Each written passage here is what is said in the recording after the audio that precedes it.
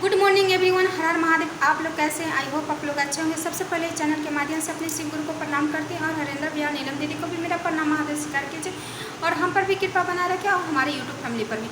Guys आज बहुत अच्छा टॉपिक पर बात करेंगे। वीडियो पूरा देखिएगा तो समझ में आ जाएगा कि माने किसी भी पूजा पाठ में यानी किसी भी पूजा अनुष्ठान में कलश का क्या महत्व है, कलश क्यों रखा जाता है, कलश कैसे रखा जाता है, कलश पर नारियल कैसे रखा जाता है, कलश पर नारियल जो रखा जाता है वो कैसे रखा जाता है, क्यों रखा जाता है, इसी टॉपिक पर बात करेंगे। वीडियो पूरा देखिएगा तो समझ में आ जाएगा। कलश किसी भी पूजा अनुष्ठान में कलश तो रखना अनिवार्य ही है, लेकिन सबसे पहले कभी भी अगर महिला है ना तो अगर पूजा कर रहे हैं तो सर पर पल्लू रख कर ही पूजा करें, क्योंकि पल्लू रखना बहुत ज़रूरी है। पल्लू के ऊपर में मैं वीडियो बना रखी हूँ, आप लोग देख सकते हैं। तो पिछले वीडियो में मैं रखी हूँ पल्लू रखने से क्या मिलता है। तो सबसे पहले सर पर पल्लू रखकर ही पूजा अनुष्ठान करें और उसके बाद जब पल्लू रखकर ही पूजा करें। और कलश जो है ना, किसी भी पूजा पाठ अनुष्ठान में बिना कलश का पूजा नहीं होता है। अगर पूजा चाहे सत्यनारायण भगवान की कथा हो, चाहे माता रानी का या माँ दुर्गा भवानी का पूजा हो, उसमें कलश रखना अनिवार्य होता है। कलश रख सकते हैं, कलश रख करके पूजा किया जाता है। कलश जो होता है ना, कलश कैसे रखा जाता है, कलश रखने से शुद्ध माने सुख समृद्धि का प्रतीक होता है। कलश रखने से अच्छा होता है, सुख शांति घर में आती है, इसीलिए बिना कलश का पूजा नहीं होता है। तो कलश जो होता है ना, जैसे मिट्टी का भी कलश हो सकता है, तांबा का भी हो सकता है, पित्तल का भी हो सकता है, स्टील का भी हो सकता है, यानी लोटा, यानी किसी भी लोटा में, यानी लोटकी, यानी आप पूजा पाठ में जो जानते होंगे कि लोटकी से भगवान को भोलेनाथ को जल चढ़ाया जाता है। चाहे यानी इस तरह से मिट्टी का भी माने कलश हो सकता है, चाहे पित्तल, तांबा, स्टील इत्यादि कुछ भी का भी हो सकता है। तो सबसे पहले कलश में मोली लपटा जाता है। अगर नवरात्र में अगर पूजा कर रहे हैं तो 9 बार भी लपट सकते हैं कलश में, या नहीं तो एक बार भी लपेट करके उसको बांध सकते हैं कलश में। कलश में लपेट करके मोली और उसमें कलश में जल भर, पवित्र जल भर करके उसके बाद उसमें अक्षत यानी चावल का दाना, टूटा हुआ नहीं हो, चावल शुद्ध होना चाहिए, चावल का दाना अक्षत जो होता है वो, उसके बाद सुपारी और 1-2 सिक्के होते हैं वो भी डालने चाहिए, क्योंकि ये अनिवार्य है कलश में डालना। उसके बाद कलश में स्वास्तिक बनाएं, यानी बिना स्वास्तिक का कलश नहीं डालना चाहिए। अगर स्वास्तिक अगर नहीं बनाने आता है तो पंडित है तो उससे बनवा ले, नहीं आता तो कोई बात नहीं, चंदन लगा दे, चंदन लगा दे।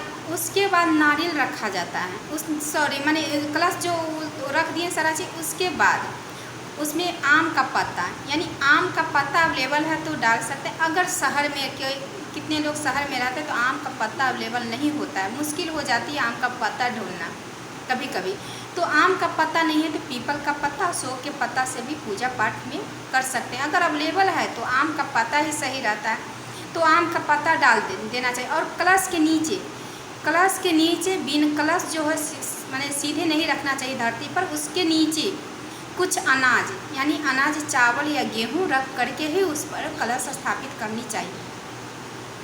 उसके बाद कलश पर नारियल रखा जाता है। नारियल अगर देवी का पूजा कर रहे हैं तो नारियल में चंदन लगा करके से उसके बाद 9 बार कलावा लपेट करके कलश पर रखा जाता है।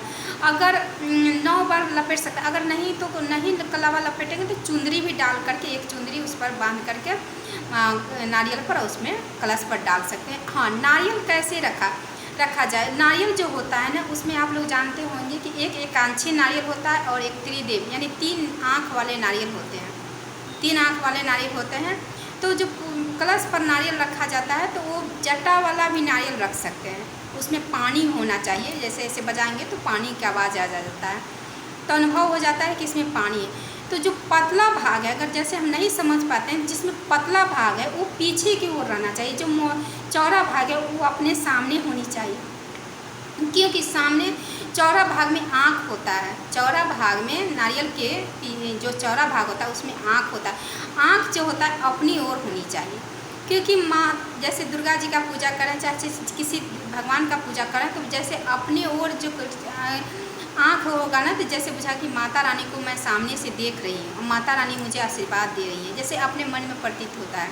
तो उस तरह से कलश पर नारियल रखा जाता है, कितने लोग नारियल जो होता है ना उसका जो पतला भाग है ऊपर की तरफ और चौड़ा भाग नीचे की तरफ रखते हैं, तो वो भी सही है, लेकिन नारियल सबसे अच्छा होता है जो 3 नेत्र है तो वो अपनी ओर होना चाहिए, ऐसा भी सही है। और दोनों तरफ जो डाल दिए वो इस तरह से भगवान का पूजा तो भाव से पूजा होता है, तो इस तरह से अपना डाल करके पूजा किया जाता है नारियल पर कलश रख करके।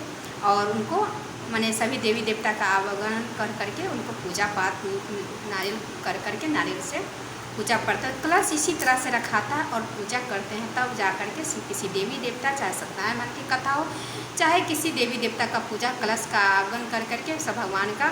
और वहाँ पर आप लोग ये भी जानते होंगे गणेश भगवान का पूजा होता है सबसे प्रथम, उसके बाद ही सभी देवी देवता का पूजा हो करके और इस तरह से होता है। कलश इसी तरह से स्थापित करते हैं और उसमें गंगा जल भी ले आते हैं, जैसे उस लोटकी में जो होता है उस कलश में पवित्र जल के साथ थोड़ा सा गंगा जल घर में अवेलेबल हो चाहे किसी पवित्र नदी का जल हो तो वो भी डाल करके पूजा कर सकते हैं। चलिए वीडियो को मैं एंड करती हूँ, अगर अच्छा लगा होगा तो लाइक सब्सक्राइब शेयर जरूर कीजिएगा। Okay guys.